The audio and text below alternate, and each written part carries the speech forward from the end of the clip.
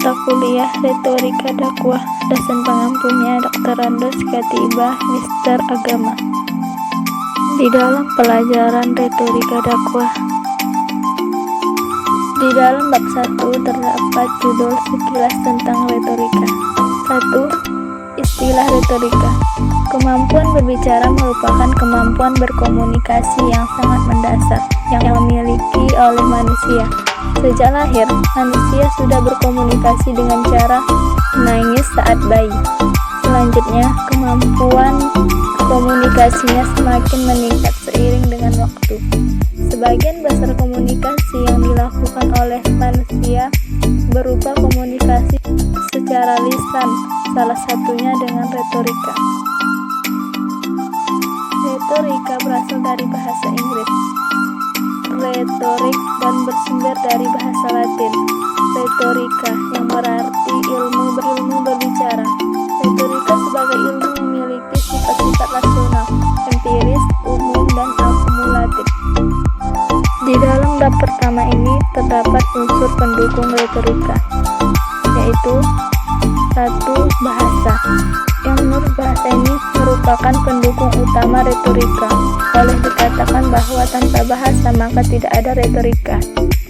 Yang kedua, etika dan nilai moral. Maksudnya adalah hal yang penting dalam retorika. Adanya etika dan nilai moral dalam retorika menjadi aktivitas komunikasi yang dilakukan. Ketiga, penalaran yang benar.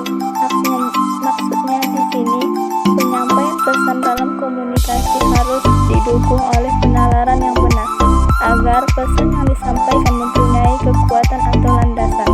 Yang keempat, pengetahuan yang memadai.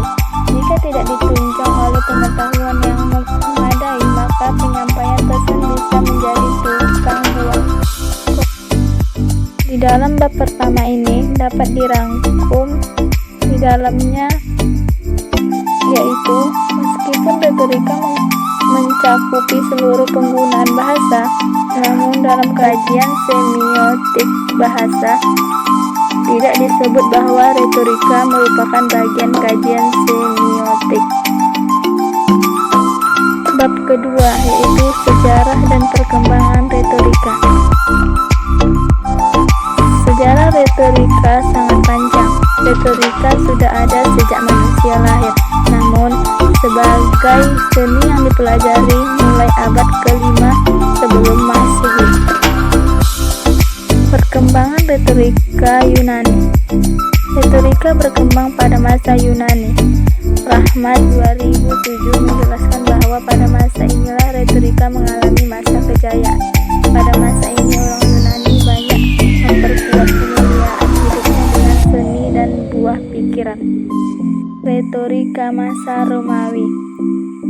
Teori retorika Aristoteles pada masa Yunani sangat sistematis dan komprehensif.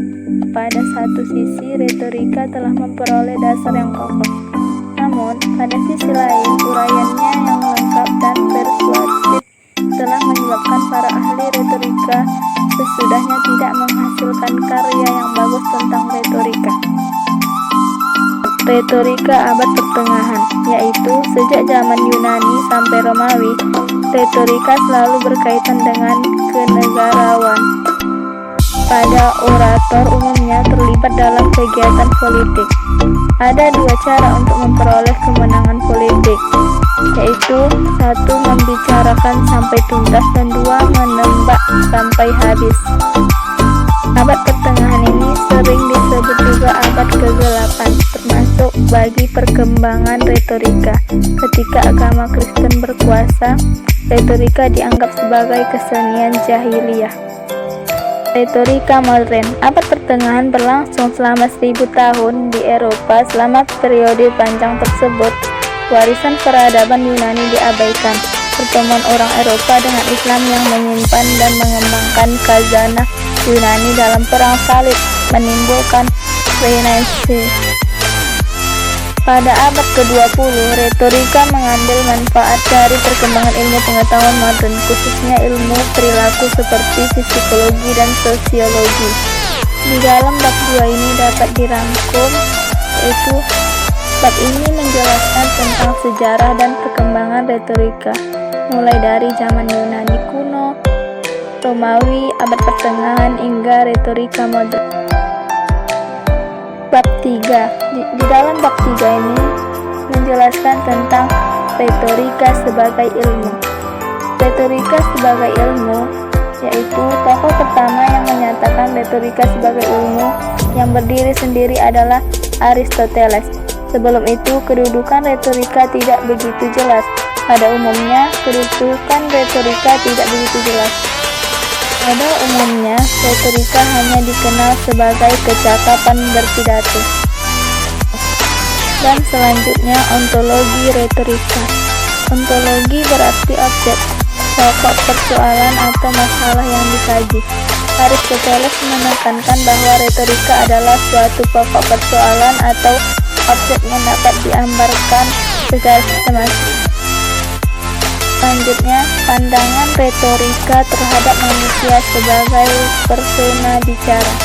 Manusia sebagai persona bicara, retorika memiliki pandangan-pandangan sebagai berikut. 1. Manusia memiliki insting berbicara, artinya manusia memiliki daya jiwa yang memungkinkan. 2. Manusia adalah makhluk pemakai simbol, artinya manusia memiliki kemampuan menggunakan simbol. 3. Manusia memiliki insting etis. 4. Manusia memiliki kemampuan kejiwaan. Selanjutnya, pandangan retorika terhadap bahasa, yaitu bahasa juga merupakan pokok persoalan yang masuk dalam lingkup retorika. Retorika memiliki pandangan sendiri terhadap bahasa. Bagian-bagian termasuk dalam jangkauan bimbingan retorika adalah 1. Memilih ragam bahasa. 2. Memilih materi bahasa. 3. Menata materi bahasa. 4. Memilih gaya bahasa.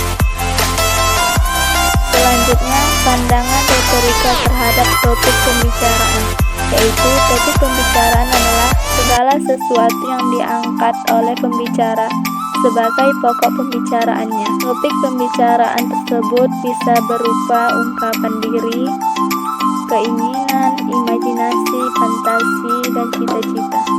Selanjutnya, pandangan retorika terhadap pembicaraan. Pembicaraan adalah bentuk bahasa yang mengemban gagasan pembicaraan yang terpilih. Bentuk bahasa yang dimaksud dalam bentuk bahasa lisan maupun tulisan. Selanjutnya, epistemologi retorika, yaitu ciri utama yang memandai kehadiran sebuah ilmu adalah metode yang dikembangkan. Jadi, setiap ilmu memiliki cara kerja atau metodenya sendiri dalam mengkaji objeknya. Selanjutnya, aksiologi retorika. Ciri penanda sebuah ilmu, selain harus jelas objek dan metodenya, juga harus jelas manfaatnya.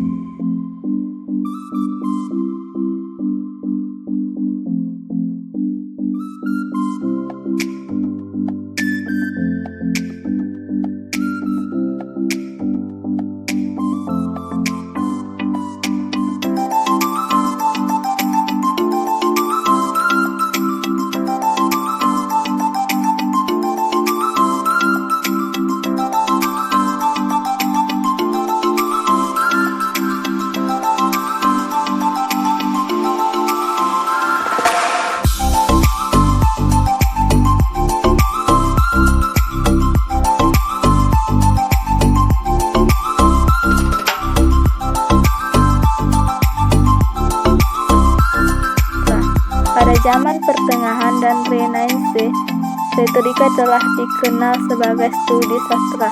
Selanjutnya, pemahaman-pemahaman yang keliru. 1. Penyamaan retorika dengan gaya bahasa. 2. Penyamaan retorika dengan karang mengarang.